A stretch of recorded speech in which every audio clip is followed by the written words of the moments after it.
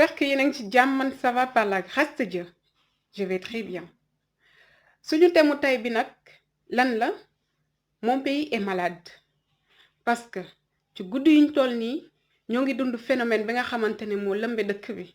mënuñu toog 2-3 jours te yëguñu ne am na kenn ku ñu faat ci béréb sàngam. Quel est le problème? État bi la, population bi la, wala ñu koy def la. On vit dans un pays où il y a pas de sécurité. ñu ngi koy jooy haut et fort fu ne ñu yuuxu fa ne dëkk bi amatul sécurité dëkk bi yàgg na bañ a am sécurité c'est pas maintenant peut-être tey dañoo gis loo xamante ne daf ñu ëpp doole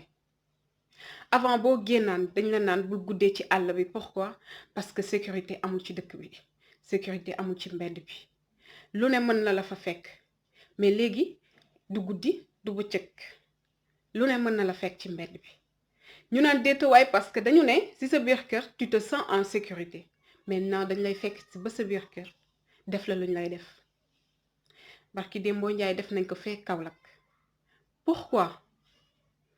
léegi amatoo sécurité sa kër amatoo sécurité ci mbedd bi fan la sécurité am ci dëkk bi lépp dañuy jël teg ko état bi ñu ne état bi war na jël ay dispositions war na jël ay matuwaayam oui état bi war na jël ay matuwaayam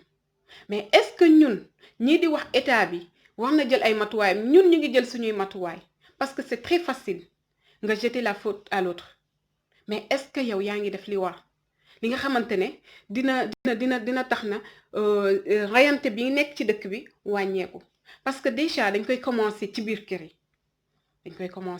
gi ma dama koy wax parce que mënoo nekk un père de famille wala yow une mère de famille ngay wax ak sa doom bi nga xamante ne dafa am âge 6 ans ou 5 ans mu def dara nga dóor ko suba mu defaat ko nga ne ko prochaine fois boo ko defee dama lay rey xale boobu yaa ngi koy traumatiser xale boobu ragal na dama lay rey boobu danga ko wax pour lan pour tiital ko pour mu bañ a def loolu ëllëg mais loolu dafa dugg ci boppam suba mu màgg jote kenn ci biir koñ bi mu wax ak kooku tëkku ko ne ko prochaine fois bu ma la jàppee dama lay rey demee mu yor paaka bëgg a firndal li mu waxoon parce que daf ko avertiroon avertissement boobu noonu il en a marre il va passer à l'acte. Alors parents yi am nañ ci seen part de responsabilité parce que munoo yar sa doom di ko tiital yéen a tiital ba jusqu'à lui dire soo defee lii dama lay rey wala paaka lay teg sa put. faral di bàyyi xel ci kàddu yi ñuy yëkkati di ko jëmale ci njaboot ji. Dans les 10 commandements il est dit que tu ne tueras point. Alors yow ban éducation nga bëgg a jox sa doom su fekkente ne da ngay yëkkati kàddu yi nga xamante ne c'est strictement interdit nu mu mënti mel yow am nga ci sa wàll bàyyi leen xel ci li ngeen di wax njaboot ji parce que loolu la ñuy yóbbu ci biti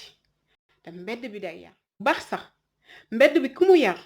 soo baaxul rek jàppal na ci bon nga jëm parce que mbedd bi amul kenn ku la naan defal bul def amoo kenn ku lay limité lu ñëw sa bopp rek loolu ngay def moo tax ngay gis ñenn ñi ñuy consommer du n'importe quoi ñeneen ñaa ngi ci alcool bi ñeneen ñaa ngi ci drogue bi ñeneen ñaa ngi ci yamba bi ñii ci gaz bi ñeneen ñi ci pion yi ak leneen loo xamante ne xamuñu ko sax ñun mësuñu koo dégg lu tax donc loolu boo koy yàgg di jël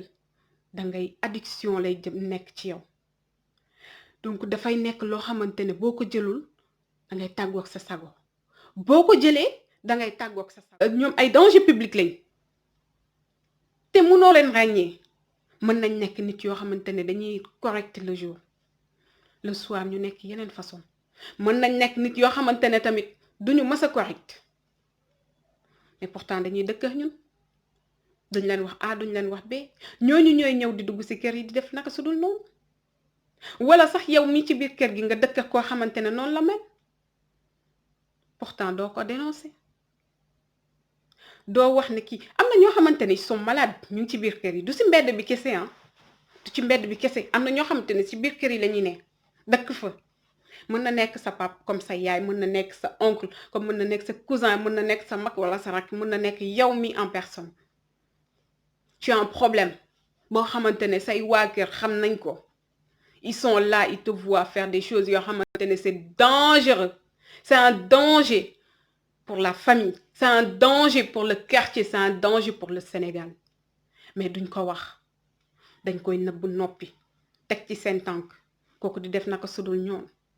ñenn ñi ci quartier bi ñu xam ko kenn du ci wax parce que boo waxee ñu ne naa fekk la nit dangay maanu moo boobu bañ ko jëlee ba tey naan dañoo ne nit day maanu dafa baax maanu ba yow da ngay gis loo xamante ne c'est quelque chose boo xam ne c'est dangereux pour la population ah nga topp ci bañ a wax ndax lan nit dafay maanu ban façon maanute la ñu war a jaay nit ñi te ba ñuy gis loo xamante ne c'est pas normal ñu koy noppi waay lu tax yéen ñi ci kër gi wala sa papa wala sa yaay dañuy gis ne yow yaa ngi melokaan bi nga nekkee nii c'est pas quelqu'un boo xamante ne bu normal nii la war a réagir ñu bàyyi la ci biir